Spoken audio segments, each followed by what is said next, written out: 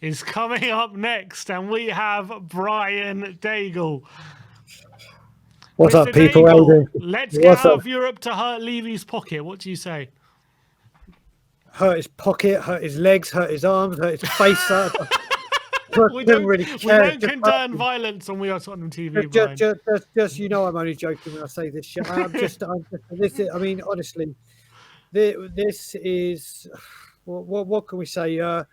Just like Ryan was saying, it's actually our worst our worst away run since 2001, when a certain person bought the club, and that was 13. But this is 9, another record he can put on a notch on his bedpost that he can have. We've now conceded 59 goals, 2 away from our worst Premier League record of 61 in 2007, and 19 more than the entire of last season for a team that plays defensive football. And yeah, what is going up? I mean, what a mess we are. Like you said, Simeon, conceding a goal in the first 10 minutes for 3 games in a row. I'm sure Ryan Mason would have said, right, listen, just keep it tight for the opening 10 minutes. Don't do anything rash. Don't do anything. Romero once again going rash. And you've seen the difference with Aston Villa. Look how well they played that high line. They had that high line. Fair play to them. They'd worked hard all week, and we hardly ever broke it. In fact, I don't even know if we did break it at once. But they are no, that wasn't offside. Yeah, well, they were well disciplined.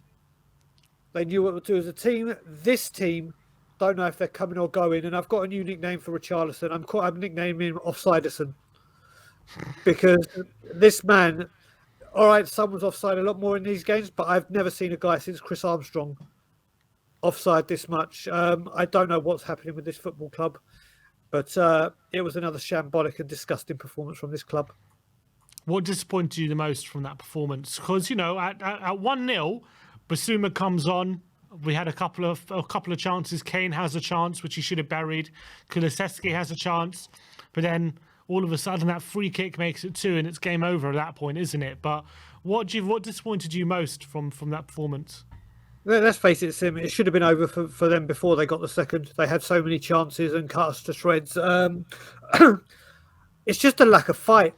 The lack of desire, the lack of passion.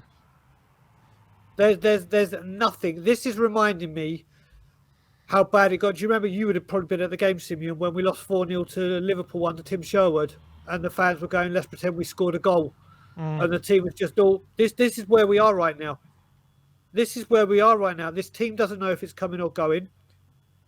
The players, I mean, we were all marvelling about how great Romero was last week.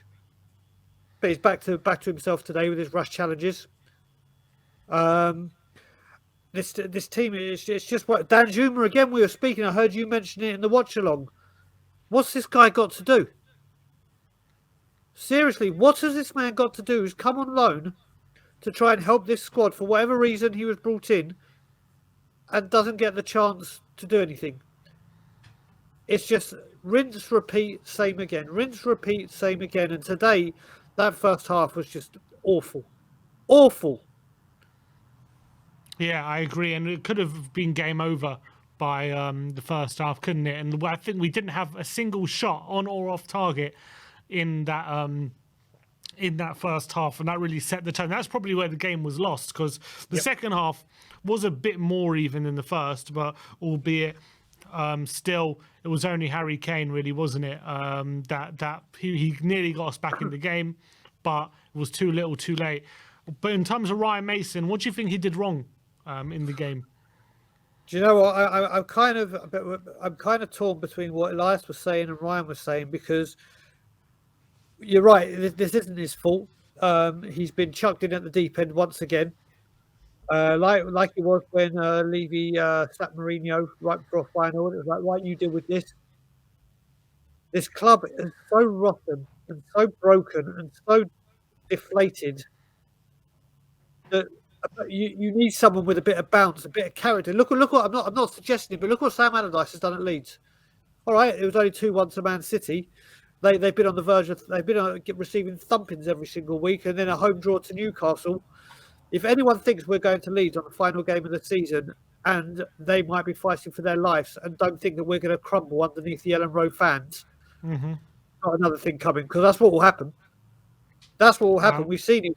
We cannot deal with hostile environments, and believe me, Ellen Road is as hostile as they come. So he's come in, but the fact that yesterday, I mean, I was on your show when you were doing the preview for this game, and obviously the great breaking news of Nagelsmann hadn't broken. And you look at this, what's Ryan Mason to do? I mean, the players must have heard that. And you got to remember, Harry Kane only 3 days ago was saying, "I trust Daniel to do the right thing. I know what's going. I'm sure we're."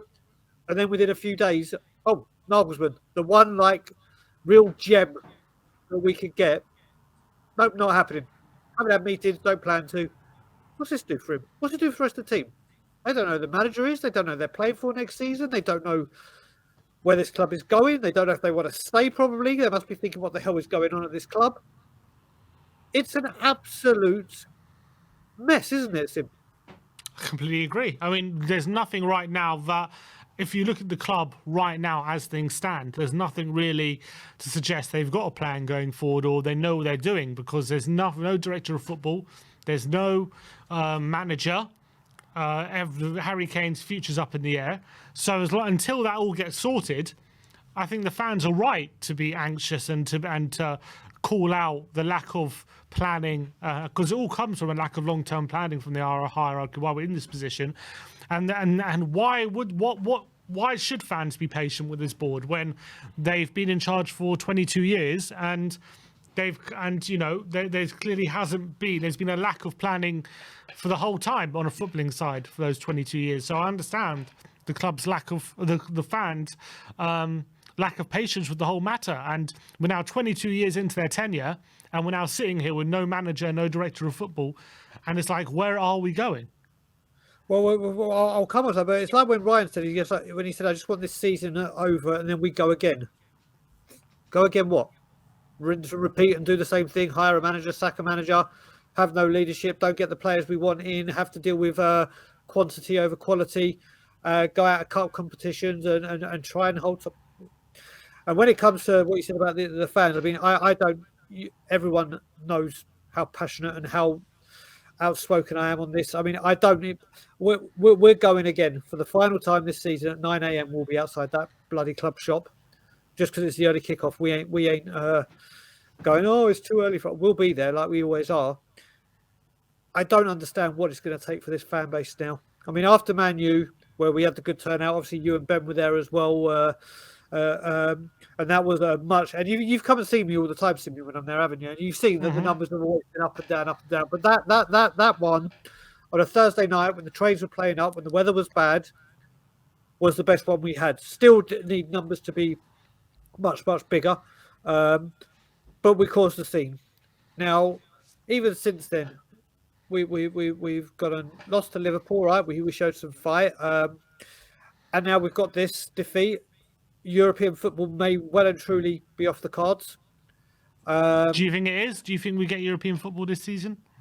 I don't care. I hope not. What do you reckon? What do you reckon will happen? Well, I think we may get a draw against Brentford, but I think we're going to get destroyed by Leeds. And I don't mean by a massive goal scorer. I just don't have any faith in in the players. If they crumble in away games like Sheffield United,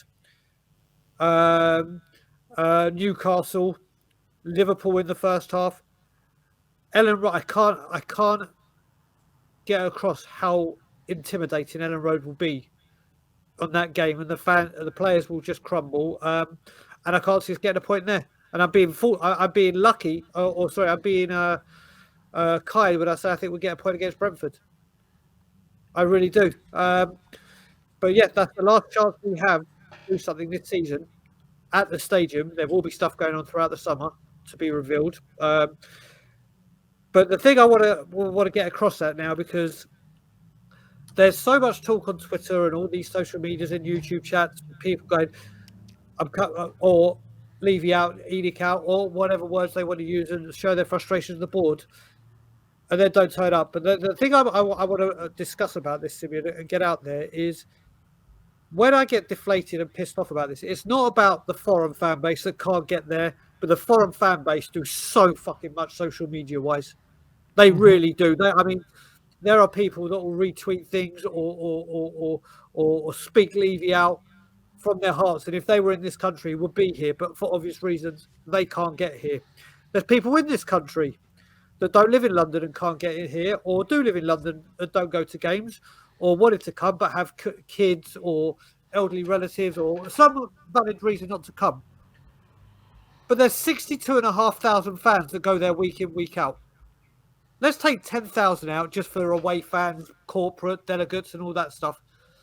50 for let's say 52,500 people. You know, Simeon, from when you hear Levy out, it's more than the 200 people that are standing outside a club shop. So why the hell do you not come and protest? Even if I understand, listen, it's the end of the week, you've worked hard, you want to have a couple of beers or whatever, fine, do that. What's to stop you for half an hour coming out and voicing your anger, your disbelief at this club, and then going on with that?